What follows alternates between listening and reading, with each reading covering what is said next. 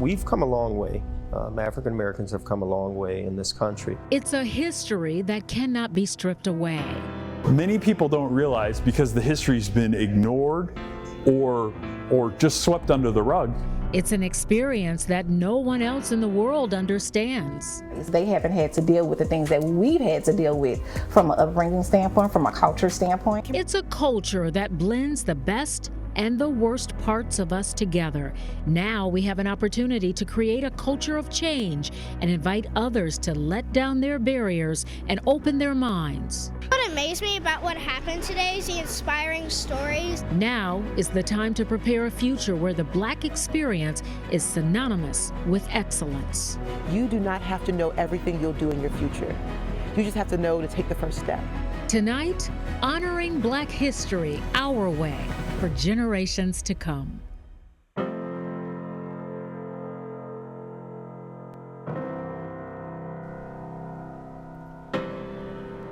Black History Month is a celebration of the perseverance and success of African Americans. It's a month to pay tribute to the generations before and set a pathway of achievements for the generations to come. Good evening, everyone. Thank you for joining us for this special Honoring Black History. I'm Donna Terrell. Tonight, we honor the struggles and the triumphs of Black Americans. We begin with those crafting a culture of excellence and leaving a lasting legacy from the field to the stage.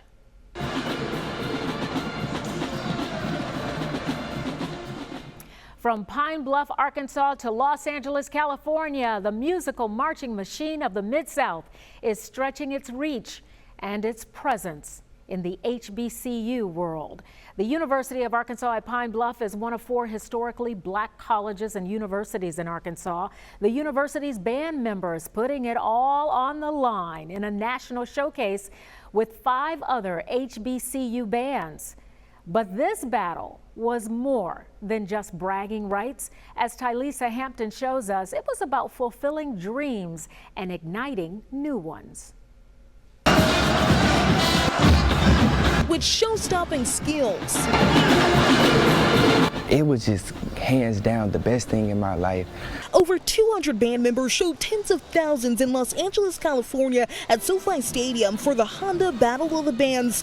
Why they're the marching musical machine of the Mid-South. When we got done and the entire stadium was yelling out M4, that was hands down just so surreal. I was tearing up because I actually did this. Like, people are cheering for us. The battle showcased 6 historically Black college and university marching bands to celebrate rich history and traditions. The University of Pine Bluff Director of Bands, John Graham Jr., says they were in rare form. They took what they have been trained to do to the next level. Everyone having their favorite moments. Dance routine. Favorite part personally was the stand battles. Band drove to Dallas, then split 5 different flights between members to get to LA. Felt like a dream come true, honestly. We got there, no sooner we touched in LA, it was nothing but magic. Meeting celebrities along the way. So I'm from Chicago, so we were in the airport and I met Scottie Pippen. Having Nick Cannon hold up one of our drumline sticks, that was dope. The entire journey inspiring them. From this moment on, it has to be nothing but heavenly experiences because we busted through the sky after LA. Graham says no dream is off limits. Everything is on the table. Super Bowl, Macy's, Rose Bowl. Because it's what they are, they say, makes them special. And for life, baby, and for life.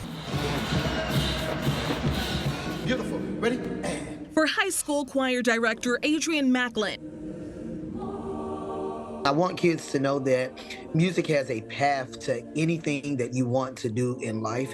He never expected his music lessons in Tennessee to gain the attention of the Grammys, but it did. Honored and very humbled to be selected out of 2,400 other musicians, music educators from across the nation. Adrian, one of thousands of nominees for the 2025 Grammy Music Educator Award, getting the phone call he won from Harvey Mason Jr., CEO of the Recording Academy. I kind of screamed in his ear. I cried. The journey into education starting right here in Arkansas. I am a graduate of Philander Smith University. It speaks mountains to what HBCUs are capable of producing. Flying to Los Angeles, California for Grammy weekend to receive the award. It was breathtaking. Meeting worldwide musicians. Roxanne Shante, Ricky Dillard, Yolanda Adams. Too afraid to talk to Beyonce. When her and Jay-Z came in, they were directly in front of my daughter and I. Why is music so important to you? Music is my entire life. I used to take my toys and line them up like a choir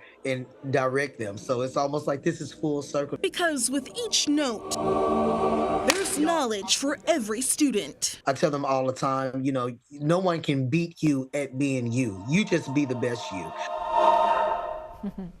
The lessons taught at HBCUs extend beyond the classroom. They play a vital role in this nation's communities, workforce, and economy on a grand scale. According to a 2024 HBCU Economic Impact Report, Arkansas's 4 HBCUs generate $191 million in total economic impact for our local and regional economies. These historic colleges in Arkansas also generate nearly 2,000 jobs for its students and staff. Here's a perspective of how the success of HBC graduates extend beyond the commencement stage. The report found that in 2021, graduates of HBCUs in Arkansas can expect total earnings of $1.6 billion. That's 70% more than they could expect to earn without their college credentials. Challenging traditions of the past and making them new. Coming up, the renaissance of the black cowboy and rodeo culture.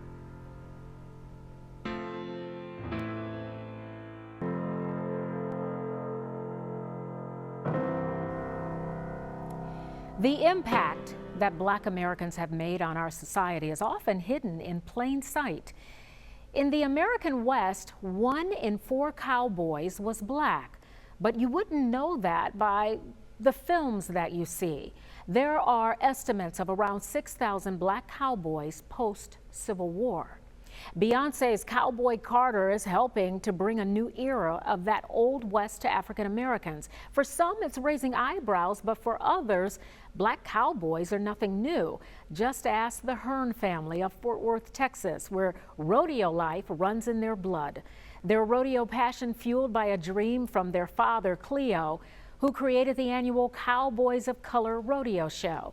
That tradition continues every year in Fort Worth on the Martin Luther King Jr. holiday, inspiring the brothers to live a dream of their own, sharing this part of cowboy history that some know well and others are unaware of. Cowboys of Color, now in its 15th year, highlights many ethnic groups. And for these performers, getting here takes grit and determination. It's for them to understand that African-American cowboys had a role in the West. Everything you've seen on television only have seen white cowboys. Now it's starting to get more and more that, hey, we were there. The Hearn brothers say they are proud that they can continue this family tradition, and they hope those who attend the rodeo will see beyond the entertainment and walk away thirsty for knowledge. Fort Smith Jadea Kirsch became Arkansas's first black rodeo queen at the age of 18. Recently, Kirsch had the opportunity to saddle up and ride into the big stage thanks to Cowboy Carter herself, Beyonce, during Netflix's NFL Christmas Game halftime show. The 25-year-old rodeo queen now reaching wider audiences with the use of her social media pages like TikTok and Instagram. From one history-making woman to the next, how African-American women are leading the way as they look to see the next generation soar.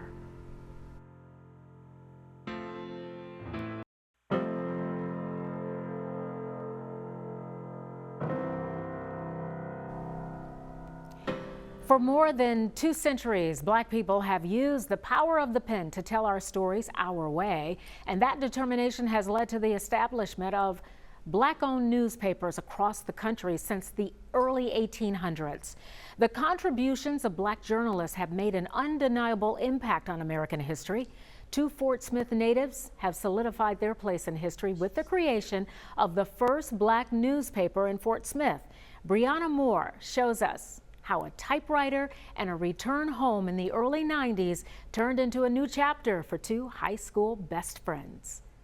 Yeah, I forgot my book review. I forgot you did a book review. I forgot about that. That is so true. Sherry Tolliver and Barbara Meadows, childhood best friends from Fort Smith, smile as they hold one of the first issues of The Echo, the city's first black newspaper. It was good, but we had a rough time. It wasn't an easy thing to do at all. Yeah. And to start with no money, no education in newspaper printing, no idea where we were going to take this. After graduating high school, Barbara and Sherry left Fort Smith but eventually returned, realizing the city lacked a black newspaper, something they'd seen in Kansas City and California. So they decided to take matters into their own hands. We would not print any bad news. No crime, no anything positive, make you smile, make you feel good. That's what we're going to print in that paper. The Echo spread positivity throughout the community, but as two black women, getting this big idea off the ground was far from easy. We didn't have any money. We didn't even own a typewriter. Not a computer. We didn't even own a typewriter. To publish their first issue, the duo raffled off items to raise money. With little knowledge of printing, they pursued their dream despite being told a black newspaper couldn't succeed in Fort Smith. Even home life got rocky along the way. Our husbands were just livid. They did not want to have anything. They weren't encouraging. Her husband even destroyed a bundle of papers one time. Getting the Echo off the ground took time away from their families, but the duo was determined to provide a safe space for the community and challenge negative views of black people, offering a glimpse of pride for the black community. And it was something that was just a part of us. You know, we wanted to be something in the community that would help people understand where we were going with this. You're gonna make me cry. Tears of joy, Barbara said they did it. Two black women from Fort Smith created the longest running black newspaper, lasting 25 years with no money, little knowledge of printing, and minimal support. But they had a dream. They didn't think that we would be able to pull this off, but they had to apologize because we did it. We did it. Indeed, they did. Barbara and Sherry say newspapers like The Echo help preserve history, stories, and most importantly, the memories that are dear to the black community in Fort Smith.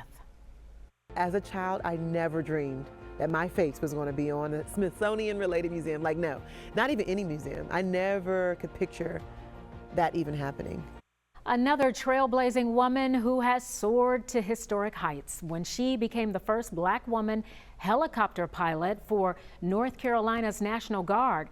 Captain Lindsay Jeffries Jones was filled with gratitude when she was honored with her own area in the Trailblazing Women exhibit at the Sullenberger Aviation Museum in North Carolina. Captain Jeffries Jones hopes the exhibit inspires the next generation of female pilots. There was a black lady up there and she could fly, and she doesn't look like the normal depiction in my mind of what a pilot looks like. So maybe that can be me as well. Captain Jeffries Jones is now dedicated to helping her community as a licensed clinical mental health counselor. Well, putting black history on display, from black baseball players finally getting the credit they deserve to Arkansans from different walks of life getting their recognition, how they're being immortalized when we return.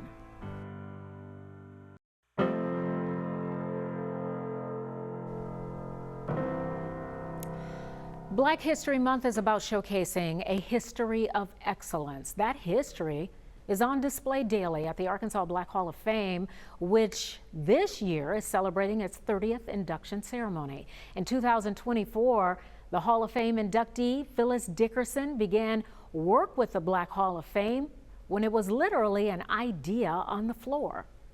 This event started 30 years ago with Patricia Goodwin. She and I and her assistant actually used to sit in the floor of her office. Very limited group of people that actually planned the first few Arkansas Black Hall of Fame. So it's such an honor for me to go from sitting on the office floor to now being honored. Well, the newest class of inductees join the likes of Maya Angelou, Ernest Green, and R&B singer Ne-Yo. The next induction ceremony, happening later this year, is said to be a party with a purpose. Well, whether it's in the Hall of Fame or on the walls of museums, there is pride in telling the timeline of the African-American tale in this country. The father of black baseball, Andrew Rube Foster, was elected to the Black Hall of Fame, Baseball Hall of Fame, in 1981. He was a pitcher, manager, and owner during his time with the major Negro Leagues. Foster was even known to have played with the Hot Springs Arlingtons in Hot Springs, Arkansas, where he once lived and worked.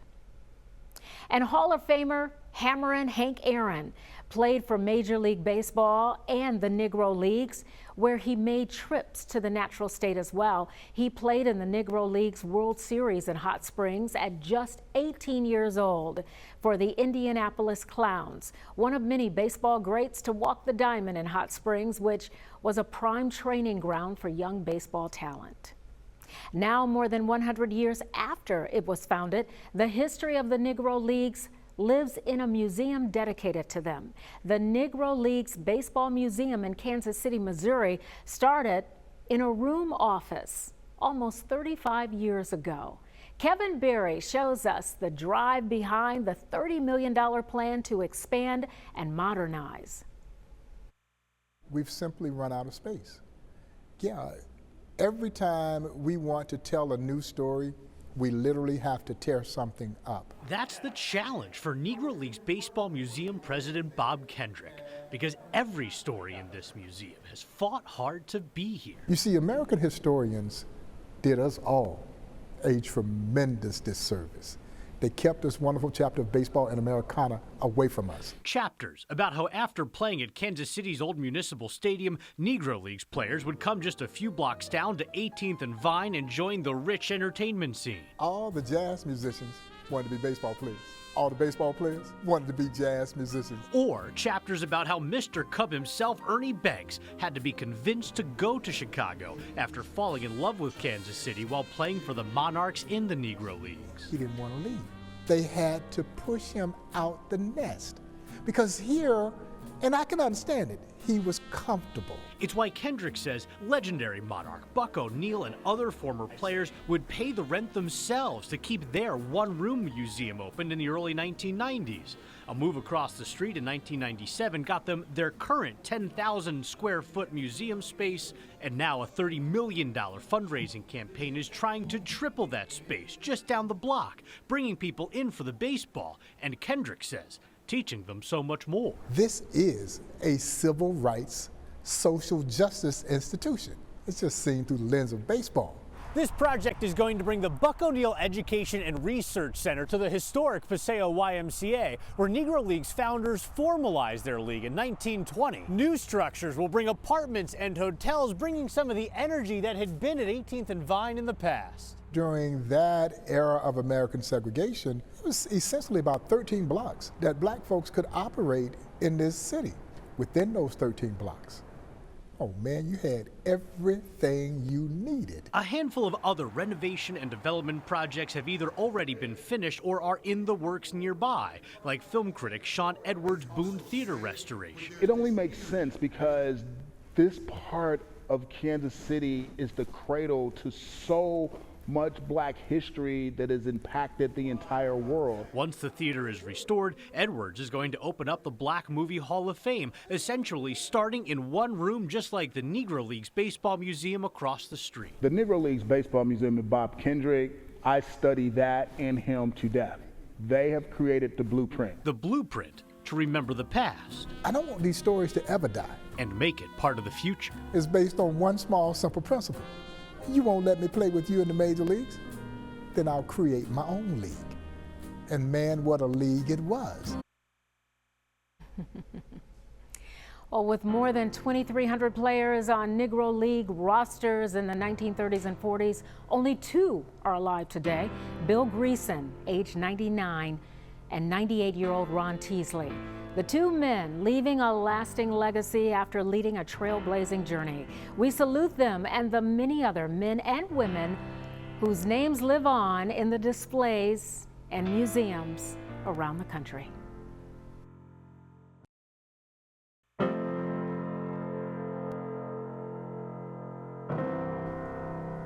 Our history is full of stories of resilience and triumph.